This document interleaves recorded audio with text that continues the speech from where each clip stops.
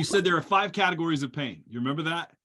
You said living in a fallen world, demonic attack, our own sin, others sinning against us, suffering straight from the hand of God. Why did you feel that you needed to identify those 5 categories for people? I think identifying makes a big difference, man. You can't disciple a demon, and you can't cast out poor decision making. I mean, there are people in my church that are like, Pastor, the enemy's attacking my finances. I'm like, okay, tell me about it. And basically they're like, yeah, I buy stuff with money I don't have. I'm like, darling, that ain't the devil. All right. You're an idiot. Those are self-inflicted wounds. I don't care how much we pray. I cannot cast out dumb decisions that you are making. You can't. And, you know, and then there's another category of people, and the enemy's winning because they don't even think that there's some sort of influence that is from the unseen realm. And so they're just trying to willpower their way through this thing. And then sometimes the one that's hard, man. I mean, how about this one? This one gets me. Jesus looks at Peter and says, hey, man, the devil is going to sift you. Whatever that means. And he goes, but I'm going to be praying for you.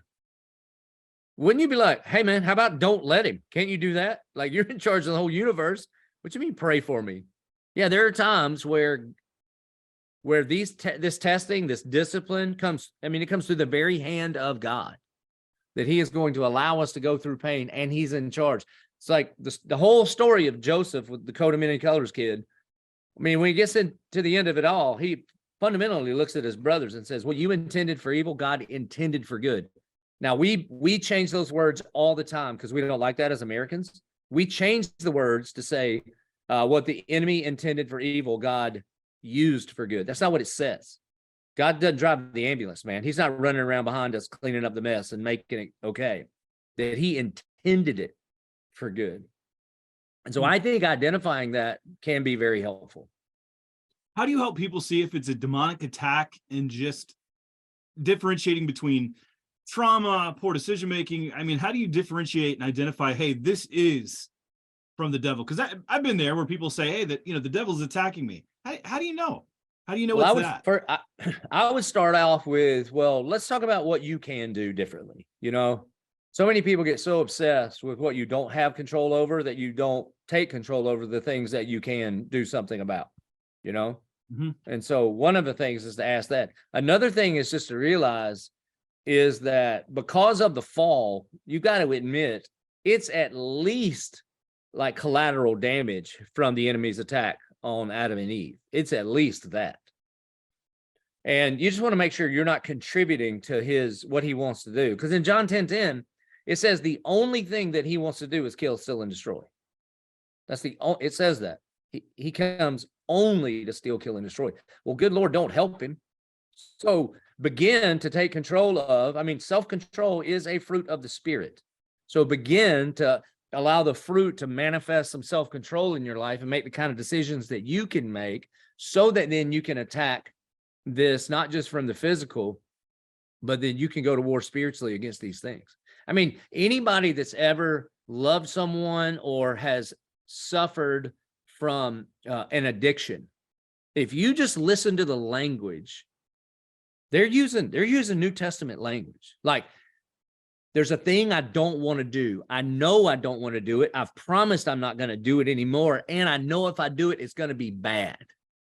But then somehow there's this thing in me that doesn't even feel like me, baiting me down a road that I don't want to go. What do you think that is? C.S. Lewis in Screwtape Letter says, you know, one of the primary schemes of the enemy is us thinking he's not there and not attacking. I mean, it kind of reminds me of deer hunting. It's funny I mean, I do it all the time. I hunt a lot, but I think it's funny when they started calling hunting a sport, because half of the players don't realize the game has started. So I have quite the advantage, you know? That's the spiritual life of most evangelicals. If you don't realize you're in a war, you're not ready to fight. When you get surprised by that, you're in rough shape. You're well behind. How do you think that the devil has really convinced people they're not in a war today in the West? The biggest thing is the pacifier of comfort. I mean, particularly in the church, man.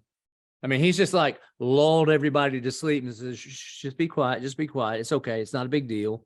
Don't pay attention to poverty around the world. Don't pay attention to human trafficking. Just be internet. Oh, Netflix. Look, Netflix. Want some Netflix? I mean, this is what it is. It's like when you're going on a trip with your kid, you can just put an iPad in their face so you don't have to deal with them.